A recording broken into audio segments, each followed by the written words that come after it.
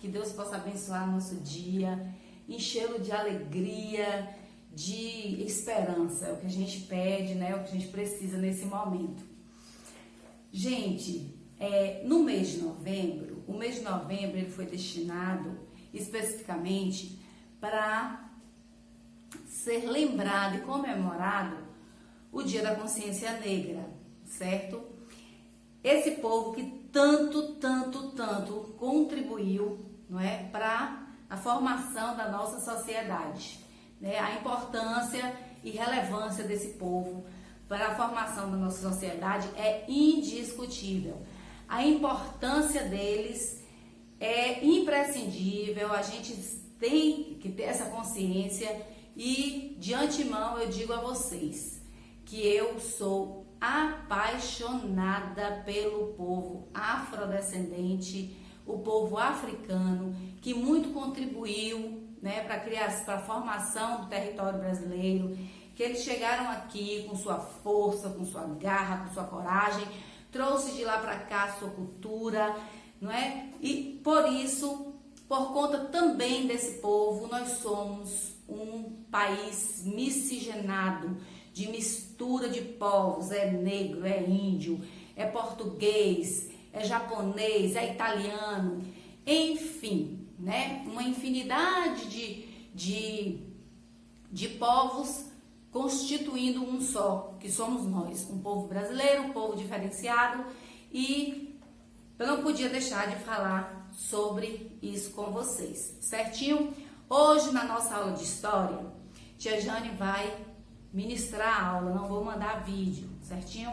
Nós vamos trabalhar hoje com o desenvolvimento socioeconômico. Sim, mas por que isso, tia Jane? Porque nós já estudamos, né, a fase do açúcar, da importância do açúcar, a importância da fase do café, e agora nós vamos ver o desenvolvimento socioeconômico. Por que isso é importante? É muito importante, porque é o que alavanca, né? Alavancou a disposição de outros povos para virem, para buscarem e para explorarem a nossa terra, certinho? Vamos lá. No nosso texto diz o seguinte: durante o reinado de Dom Pedro II, o Brasil experimentou mudanças importantes em sua sociedade e economia. A gente sabe que a sociedade mudou de uma forma considerável. Por quê? Porque quem era o povo inicial aqui do Brasil? Índios, certo? Logo depois chegaram os portugueses, demarcando a terra, tomando conta da terra, se apropriando dela. Aí começa a se difundir uma nova sociedade, porque eles vieram para cá, eles tiveram que morar aqui, posteriormente tiveram que trazer outros imigrantes e aí foram constituindo uma sociedade.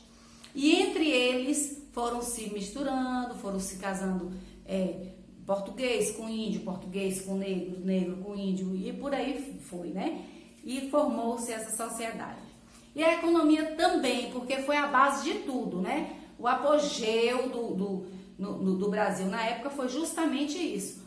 O Brasil, ele começou a ter não digo necessariamente o Brasil, mas Portugal explorando o Brasil, a economia foi crescendo. Logicamente que mais voltada para Portugal, porque Portugal até então era quem comandava todo o território, que tomou conta do território brasileiro e aqui se apropriou das terras, certinho? Em 1850, nossa população era de aproximadamente 8 milhões de habitantes. E quando foi realizado o primeiro recenseamento, entre 1872, éramos de 10 milhões 112 mil e 61 habitantes. Olha a diferença de hoje para essa época, né? A época de 1850. Percebe-se que esse crescimento deu-se pelo nascimento também dos descendentes dos imigrantes. Lógico, os descendentes, quem descende dos imigrantes, eram colocados nesse recenseamento porque fazia parte daquela sociedade naquela época, né? Não havia centros urbanos tão populosos como hoje. E as zonas rurais eram mais importantes economicamente. Aí vocês me perguntam assim, ué, por que a zona rural era mais importante que o centro urbano? Vou responder. Antes, qual era a principal atividade econômica? Plantação de cana-de-açúcar, posteriormente a plantação de café, entendeu? Então, onde era massificado o trabalho? Na zona rural. O trabalho era massificado lá, o trabalho era maior lá. Por quê? Porque não se tinha ainda a Revolução Industrial, não tínhamos indústria aqui ainda, entendeu? Era tudo muito arcaico, não tinha iluminação, era tudo assim, muito... É como se começa, quando a gente começa qualquer coisa, a gente não começa faltando muita coisa, no decorrer do tempo é que a gente vai organizando e pondo as coisas nos seus devidos lugares, vamos crescendo, vamos nos aperfeiçoando, né, implantando novos métodos e por aí vai. A mesma coisa aconteceu.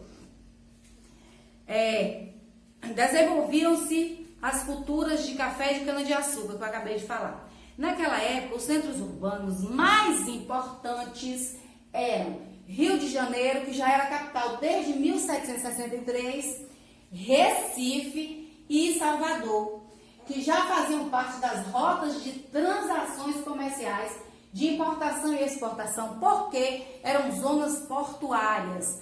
Pô, tia Jane, o que quer dizer isso, zonas portuárias? Porque aqui eles já tinham portos. Vocês sabem o que é um porto, né? Porto é aquele lugar onde os navios ancoram, trazendo mercadorias e levando mercadorias. Aqui levavam café, levavam açúcar, porque era a nossa principal atividade econômica aqui no Brasil. Nesse tempo, iniciavam-se as transações das cidades brasileiras pelas instalações de iluminação pública a gás. Iluminação pública a gás, porque não existia energia. Rede de água e esgoto, pela melhoria nos transportes e na comunicação. Olha só o que melhorou, né? Transformações das cidades brasileiras pela instalação de iluminação a gás. Iluminação a gás, rede de água e esgoto, porque não tinha,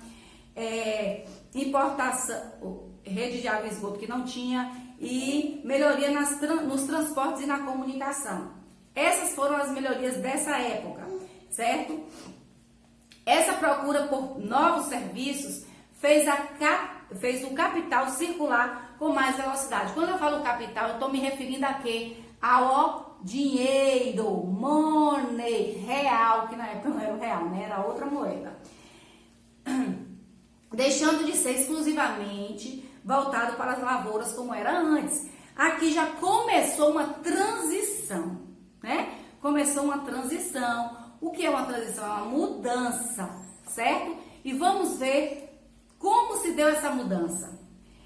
A fábrica de gás no Rio de Janeiro no século XIX. Vamos lá? A cidade do Rio de Janeiro cresceu bastante graças ao comércio. Aí, uma nova atividade econômica surgiu. Antes era a lavoura do café, do açúcar. Agora entra uma nova atividade econômica que é o quê? O comércio. Beleza. E é assim que as coisas fluem, evoluem, crescem. Principalmente no final do século XIX. A cidade de São Paulo também cresceu muito, graças ao progresso da cultura do café e à chegada de imigrantes. Importante fato ocorrido no reinado de Dom Pedro II, boa parte do capital, antes utilizado na compra de escravos, foi aplicada em outras atividades econômicas. Olha, eles tiveram a ideia de falar, não, chega, não vamos comprar mais escravos, vamos aplicar esse dinheiro em outra atividade econômica. Como? Quais eram essas atividades econômicas? Como a importação de máquinas para a melhoria da produção agrícola. Então eles disseram assim, não, nós já não vamos mais no braço, né? Não vai ser mais utilizado apenas o escravo. Vamos implantar em melhoria na produção agrícola, né? Café, açúcar, erva mate e das manufaturas, que são os tecidos. Houve uma política de substituição de importações, procurando produzir aqui o que antes era importado da Inglaterra. O que eles traziam da Inglaterra, eles nesse momento disseram, não, vamos tentar produzir aqui, porque vai ficar mais em conta pra gente. Bora lá? Muito influente nesse desenvolvimento, durante o Império de Dom Pedro II, foi Irineu Evangelista de Souza. Quem foi Irineu Evangelista de Souza e o que ele fez? Pelo seu empenho, recebeu o título nobre de Barão de Mauá. O que Barão de Mauá fez?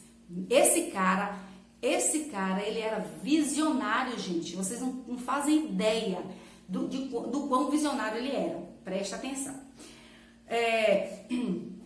O Visconde de Mauá, onde é que eu parei? Aqui. Ele foi o mais destacado brasileiro a investir em novas atividades econômicas na época. Ele já veio com a veia empreendedora. Ele investiu. Vamos ver. No transportes, fundou a primeira ferrovia no Brasil, que ligava Petrópolis ao Rio de Janeiro, inaugurada em 1854, e a Companhia de Navegação a Vapor no Rio Amazonas. Olha as transformações que esse homem fez no transporte. Agora vamos ver as transformações que ele fez nos serviços. Era sócio da empresa de iluminação pública no Rio de Janeiro, responsável pela instalação do cabo telegráfico submarino, facilitando a comunicação com a Europa. O cara é visionário demais. Em 1874. Criou também no Rio de Janeiro um estabelecimento para montagem de navios a vapor. Olha como o cara era visionário. Ele veio e estabeleceu a montagem de navios a vapor. As peças eram produzidas na Inglaterra, importadas e montadas no Brasil. Isso aqui, economicamente falando, é de uma economia sem igual. Então, ele era muito visionário. Então, o Visconde de Mauá foi muito importante na nossa trajetória histórica, certinho? Então, vamos que vamos. Essa é a nossa aula de história de hoje. Um grande beijo. Fiquem com Deus. Morrendo de saudade de vocês. Pedindo desculpas, né? Já estamos findando o ano. Pedindo desculpas se, infelizmente, eu não agradei a todos, mas a vida é assim. A gente tenta agradar, não consegue agradar a todos, mas Deus está no controle de tudo e estamos aqui para seguir em frente, certinho? Um grande beijo, fiquem com Deus.